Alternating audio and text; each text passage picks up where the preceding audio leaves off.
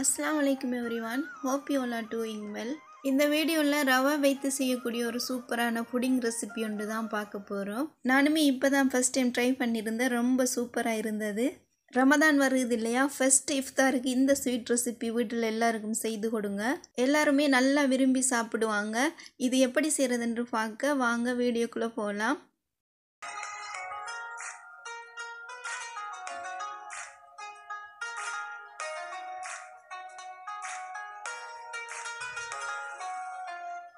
இந்த புடிங் செய்யறதுக்கு ஃபர்ஸ்டா கேரமல் ரெடி பண்ணனும்.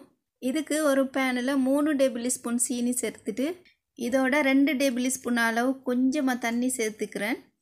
ஃப்ளேமை நல்லா குறைத்து சிம்மில் வைத்துக்கணும்.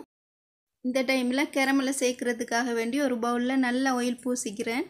சீனி மெல்ட்டாக தொடங்கும் போது இது மாதிரி ஒரு ஸ்பாஜிலாவோ அல்லது கரண்டி வைத்து நல்லா மிக்ஸ் பண்ணி விடுங்க. இது மாதிரி கோல்டன் ப்ரௌன் கலர் வந்த உடனே ஆல்ரெடி ஆயில் பூசிருக்கிற பவுலுக்கு இதை மாற்றிக்கொள்கிறேன். இந்த கேரமல் சேர்த்த உடனே இந்த பவுலை எல்லா பக்கமும் படுற மாதிரி சுற்றி விடணும். இப்போ ஒரு பேனில் 1.5 கப் அளவு மில்க் சேர்த்துக்கிறேன். உங்கள்கிட்ட மில்க் இல்லை அப்படின்னா மில்க் பவுடரை நீங்கள் வாட்டரில் மிக்ஸ் பண்ணி எடுங்க.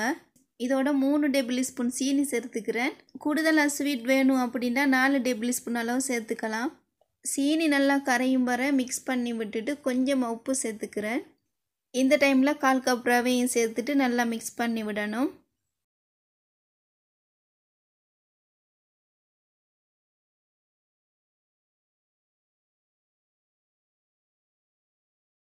ரவை இறுகி இது மாதிரி திக்காகி வரும்போது 2 டேபிள் ஸ்பூன் நெய் சேர்த்துக்கிறேன். நெய்யோட வாசம் இந்த புடிங்கில் வாரத்துக்காக தான் நம்ம இதை சேர்த்துக்கிறோம். உங்கள்ட்ட இல்லை அப்படின்னா நீங்கள் ஸ்கிப் பண்ணிக்கலாம்.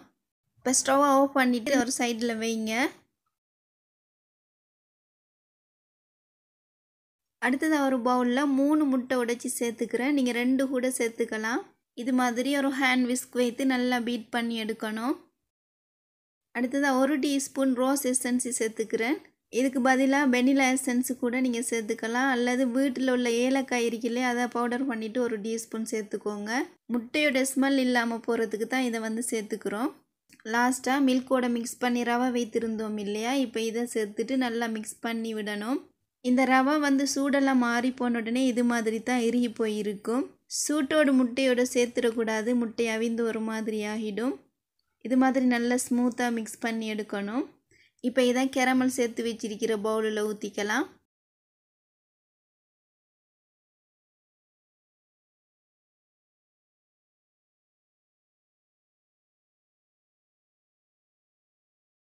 இங்கால பார்த்தீங்கன்னா ஆல்ரெடி ஒரு பெரிய சட்டியில் தண்ணி சூடாக வைத்திருந்தேன். இதுக்குள்ளே ஒரு ஸ்டாண்ட் வைத்துட்டு உள்ளே வைத்திடுறேன். இது மாதிரி ஒரு கனமான பவுல் இல்லை அப்படின்னா சில்வர் பிளேட்டில் சேர்க்கலாம். அல்லது கேக் மோல்ட் இருந்தால் அதில் கூட சேர்த்து அவித்தெடுத்துக்கோங்க. இதுக்குள்ளே தண்ணி போயிடக்கூடாது என்பதற்காக இன்னும் ஒரு பிளேட்டால் இதை மூடிட்டு மேலே சட்டியில் மூடியை போட்டுக்கிறேன். இப்போ இதை ஹை ஃப்ளேமில் 40 நிமிடம் அப்படியே வைத்து அவிக்க போகிறேன். சரியா 40 நிமிடங்கள் ஆகிட்டு இது சரியாக அவிந்துட்டான்னு பார்க்க இது மாதிரி நைஃப் வைத்து பார்த்தோம் அப்படின்னா எதுவும் ஒட்டாமல் வரும். இப்போ வெளியில் எடுத்து வைத்திருக்கேன். இதில் சூடு ஆறின உடனே ஒரு நைஃப் வைத்து ரவுண்டாக எடுத்து விடணும். இதை மேலே இது மாதிரி ஒரு பிளேட் வைத்து கவிழ்த்து எடுக்கணும். இதில் சூடு ஆறின உடனே ஃப்ரிட்ஜில் 2 ஹவர் வைத்து எடுங்க. நான் ஃப்ரிட்ஜில் வைக்காம தான் இதை கட் பண்ணுறேன். ஃப்ரிட்ஜில் வைத்து எடுத்தோம் அப்படின்னா இதை கவிழ்த்து கொட்டும் போது எல்லாமே கலண்டு வந்துடும். அவித்த பவுலில் எதுவுமே ஒட்டாது.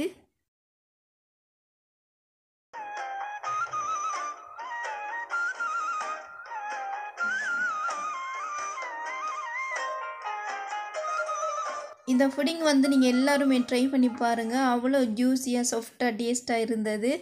வீட்டில் இருக்கிற பொருட்களை வைத்து செய்யக்கூடிய ஒரு ரெசிபி தான் இது. இந்த வார நோம்புக்கு ஃபர்ஸ்ட் இஃப்தாருக்கு இந்த ஸ்வீட் ரெசிபி செய்து அசத்துங்க. இந்த வீடியோ உங்களுக்கு பிடிச்சிருந்தீங்க அப்படின்னா மறக்காமல் வீடியோக்கு கீழே சப்ஸ்கிரைப் பட்டனை தட்டி சப்ஸ்கிரைப் பண்ணிவிட்டு பக்கத்தில் இருக்கிற அந்த பெல் ஐக்கானையும் கிளிக் பண்ணிக்கோங்க. இன்ஷால்லா இது போல் யூஸ்ஃபுல்லான வீடியோவோட மீண்டும் சந்திக்கிறேன். அண்டில் தென் அஸ்ஸலாமு அலைக்கும். Thank you so much.